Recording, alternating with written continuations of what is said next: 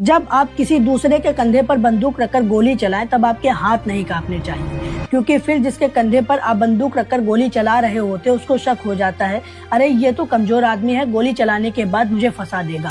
और मोदी जी, आपके हाथ तो राम मंदिर में झंडा स्थापित करते वक्त ही कांप गए थे, इसीलिए हम सभी लोगों ने पकड़ लिया कि आप कहीं न कहीं गोली चलाने वाले हो। और अभी आपने जिस तरह से एमसीडी के कंधे पर बंदूक रखकर झंडे वाले मंदिर को लेकर आरएसएस को बचाने के लिए गोली चलाई है, वो साफ साफ दिख गई। 29 से 30 नवंबर 2025 एमसीडी मतलब कि म्यूनिसिपल कॉरपोरेशन ऑफ दिल्ली और डीडीए मतलब कि दिल्ली डेवलपमेंट अथॉरिटी ने झंडे वाले मंदिर के पास, जहां पर आरएसएस का मुख्यालय केशव कुंज है, वहीं पर एमसीडी ने एंटी एंक्रोचमेंट ड्राइव चलाई। पहले मैं आप सभी लोगों को एंटी एंक्रोचमेंट ड्राइव का मतलब बता देता हूं, तब सही से समझ में आएगा। ये एक अभियान होता है जिसे सरकारी या सार्वजनिक जमीनों पर हुए अवैध कब्जों जैसे झोपड़पट्टी आदि चीजों को हटाने के लिए चलाया जाता है, जिसे एमसीडी ने किया, जिसमें कुछ अवैध झोपड़पट्टी, मंदिर की कुछ जगहें और कुछ बिल्डिंग्स तोड़ी गई, जिसके लिए एमसीडी ने 45 दिन पहले ही नोटिस दे दी थी। और शायद झंडे वाले मंदिर के पास अतिक्रमण हटाने की जरूरत होगी, क्योंकि कई बार पुजारी लोग भगवान के नाम पर प्रांगण आगे बढ़ाकर बना लेते हैं। ऐसा अक्सर कई मंदिरों में देखा गया है, क्योंकि भगवान के नाम पर कोई कुछ नहीं बोलता है।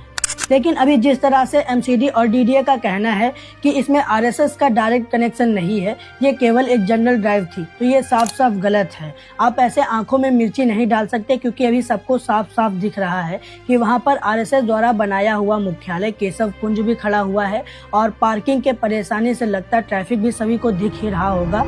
अगर पार्किंग को मुख्य कारण न रखा जाए तो सभी जानते हैं असली वजह क्या है। एक आलीशान हवेली जो 4 एकड़ की जमीन में बनाई गई है, जो लगभग 5 लाख वर्ग फुट जगह कवर करती है और जो लगभग 150 करोड़ रुपए की कीमत में बनाई गई हो, उसके सामने 2-2 टके की झोपड़ियां कौन ही देखना पसंद करेगा। तो फिर इस बात से डिनाई करना कि मंदिर को तोड़वाने में आरएसएस और बीजेपी का कोई हाथ नहीं है, ये थोड़ा अच्छा नहीं लगता है। ये सब उनके ही इशारे पर हो रहा है, तभी तो कोई हिंदू संगठन सामने नहीं आया। और अंत में मैं बस इतना ही कहूंगा कि जिन लोगों को लगता है कि ये लोग हिंदू राष्ट्र बनाएंगे, हिंदुओं की सुरक्षा करेंगे, ऐसा बिल्कुल भी नहीं है। ये सब अपने फायदे के लिए कर रहे हैं और करते रहेंगे। जैसे मुगल्स अपने फायदे के लिए मंदिर तोड़वाते थे, वैसे अभी मोदी जी भी मंदिर तोड़वा रहे हैं। मुझे लगता है मोदी और मुगल्स में ज्यादा फर्क नहीं है।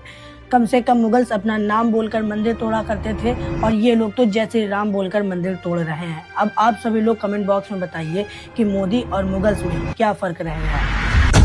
जब आप किसी दूसरे के कंधे पर बंदूक रखकर गोली चलाएं तब आपके हाथ नहीं कांपने चाहिए, क्योंकि फिर जिसके कंधे पर आप बंदूक रखकर गोली चला रहे होते उसको शक हो जाता है, अरे ये तो कमजोर आदमी है, गोली चलाने के बाद मुझे फंसा देगा। और मोदी जी, आपके हाथ तो राम मंदिर में झंडा स्थापित करते वक्त ही कांप गए थे, इसीलिए हम सभी लोगों ने पकड़ लिया कि आप कहीं न कहीं गोली चलाने वाले हो। और अभी आपने जिस तरह से एमसीडी के कंधे